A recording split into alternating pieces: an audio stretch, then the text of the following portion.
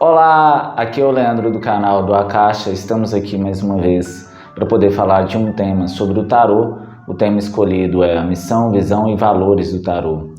O que temos em mente sobre o tarô é que o tarô é uma ferramenta oracular e que ele se presta a fazer adivinhações. Só que a coisa não funciona desta forma. O tarô tem como missão o Kairos. O que é o Kairos? Fazendo referência à mitologia grega. A ideia é de momento certo. Então o tarô tem por missão observar o momento certo para fazer as intervenções, sejam internas ou externas, ou seja, das condições psicoemocionais do sujeito que nos procura, ou daquelas situações ao qual o indivíduo está imerso. Então, às vezes, como lidar com pessoas, com o seu entorno. Então, é colocar a pessoa no centro das atenções. O tarô sempre diz respeito da pessoa e como a pessoa pode lidar de modo a ajustar ou reajustar o destino. Porque, pasmem, o destino não é uma coisa fixa, firme, inalterável. O destino você está criando a todo momento. E para você criar com qualidade, você tem que saber o momento certo de agir, o momento certo de intervir, seja intervir em certos condicionamentos psicológicos que você pode estar apresentando, ou até mesmo em alguns momentos quando você está sendo relapso com o seu contexto social, ou seja, com aquilo que te envolve, com as pessoas, com as coisas, com o externo. Então, lidar com o momento certo ou identificar o momento certo é a missão primaz ou primordial do tarô. Enquanto visão, nós vamos ter para o tarô uma perspectiva de trazer à tona um acervo cultural gigantesco com suas lendas, fábulas, mitos, que participam do processo imagético, do processo estrutural e do processo até mesmo construtivo da pessoa enquanto capaz de se relacionar e da pessoa enquanto contingente, ou seja, pertencente a algo. Então, a visão que a gente tem e que é a visão propriamente dita do tarô é fazer com que a pessoa consiga enxergar ou consiga se ver dentro de algo ou ter como base uma sensação firme de pertencimento, porque não há nada pior para uma pessoa que se sente vazia, uma pessoa que não se sente pertencente a nada, e isso aos poucos vai criando uma debilidade e um ostracismo ao ponto da pessoa, do sujeito, do indivíduo se recolher em si mesmo. E isso vai gerando melancolia, isso vai gerar distúrbios psicoemocionais graves. Essa ideia de pertencimento, que é uma visão própria do tarô, é colocar a pessoa em movimento.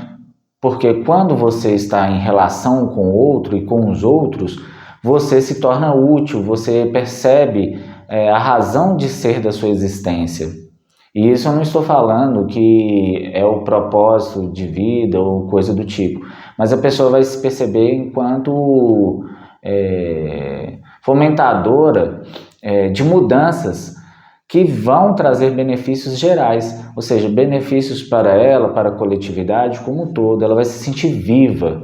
Então a visão do tarô está em tornar aquela pessoa que está momentaneamente apagada, sem brilho, voltar a irradiar. Irradiar o quê? Irradiar inteligência, alegria, tá certo? E, principalmente, capacidade de fazer mudanças, ou seja, se tornar uma pessoa totalmente operacional. A terceira, ou o terceiro aspecto, que são os seus valores, é todo o gradiente de informações que vão sofrendo com a deformação do tempo certas nuances, porque em tempos passados aquilo que era dado como ético dentro de uma sociedade ou dentro de um contexto já não é nos dias atuais.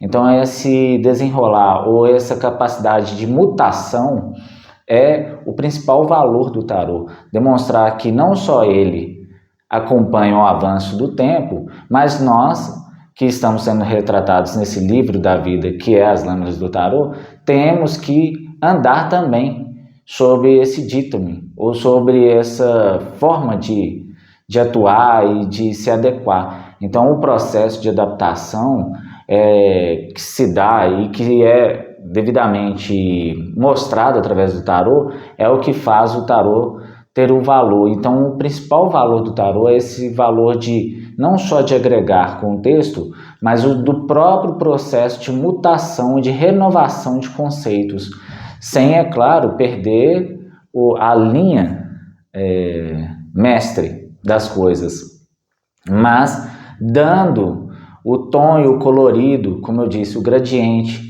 diferenciado segundo as necessidades de um determinado indivíduo dentro de um contexto específico. Então ele é bastante amplo e, por fim, esses três aspectos, missão, valor e visão, gera em si um senso de liberdade ou libertação, melhor dizendo, uma ação libertadora, que é muito bem expressa na Carta do Louco.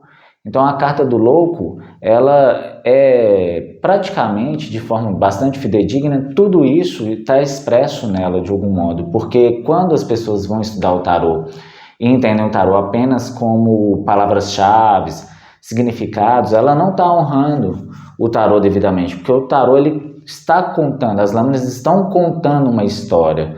Então, quando se conta uma história, tem que se levar em consideração o contexto e todo o processo envolvido não só no levantamento dos ícones, no levantamento da observação da carga simbólica da carta, mas a sua conjugação em si, ou seja, como que ela funciona de forma dinâmica. Porque quando você tem palavras-chave, quando você tem significados ou frases que vão definir aquela carta, e aí a palavra definir já está engessando, já está dando fim a um ponto que não tem fim, porque cada carta é um mundo a seu próprio modo, e a seu próprio modo que interage com outros mundos, que está englobado ou está dentro de um ciclo específico.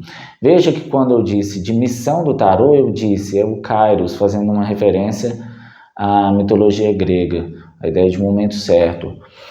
Embora o tempo nós saibamos que não é algo estático, mesmo assim ela ainda tem que funcionar como um agente transformador.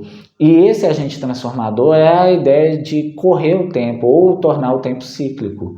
E quando o louco termina a sua jornada na carta número 21, que é a carta do mundo, ele completa esse ciclo. Ou seja, ele consegue, através do seu mundo interior, ou, como eu disse, cada lâmina é um mundo à parte, interagir com esses outros mundos e agregar valores, agregar uma missão própria de vida, tá? Agregar tudo que é necessário para tornar a vida da gente rica, próspera, entendem? Então, o principal objetivo dentro desses três princípios de missão, valor e visão dentro do tarô é proporcional que na carta do louco está bastante evidente, que é a liberdade, ou melhor dizendo, a libertação, que é o movimento que se dá em direção à liberdade. Veja bem que nessa carta está inserida também a ideia de lidar com a morte de uma maneira simples e direta. Aí alguns vão pensar assim, mas morte é a carta da morte, número 13. Olha só aí, a ideia que eu venho combatendo já há muito tempo dentro do tarô. Não vamos olhar para o tarô como um simples ferramenta de significados e palavras-chave.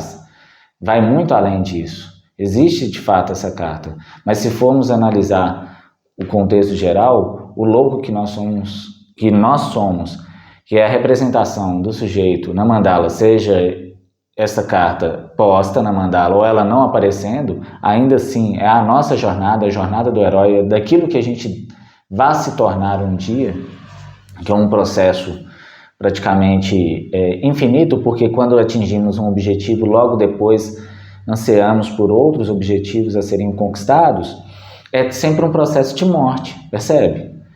É um processo de transformação constante. E se falar da morte como transição ou final de uma existência, é importante, porque também é um processo libertador, porque quando a gente entende que a gente está passando por um momento, ou seja, por um determinado ponto na linha do tempo, como eu disse, o tempo não é algo estático, mas a parte mais importante do tempo é o momento certo, e o momento certo sempre é o presente. Então, ter as rédeas da própria vida, onde a gente está relacionando esse conceito do louco com, agora, a carta do carro, que é a carta número 7 do Arcano Maior, vocês vão perceber que o mais importante nisso tudo com relação ao louco e a ideia de libertação é essa ideia de lidar com a morte de uma maneira simples e clara, fácil. E o que isso significa? É quando a gente ouvir assim, como que eu vou me portar frente a isso, aquilo outro? É pensar sobre esses momentos de mudanças, essas fases, porque isso é uma quebra de resistência. E é a quebra de resistência que muitas das vezes acaba nos traindo e que está aspectada ou demonstrada em alguns ângulos na carta da Seção do Sofrimento, a carta do enforcado, que nós preferimos dizer dependurado.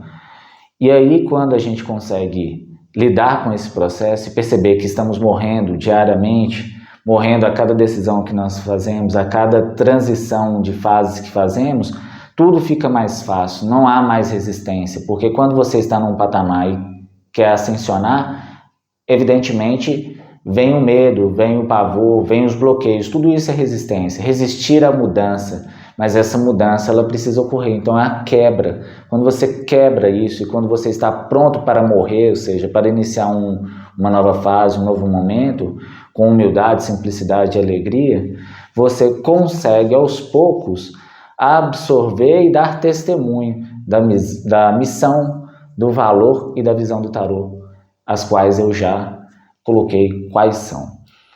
É isso, pessoal. Espero que vocês comentem. Fique à vontade para pedir qualquer outro tema. Até lá. Tchau.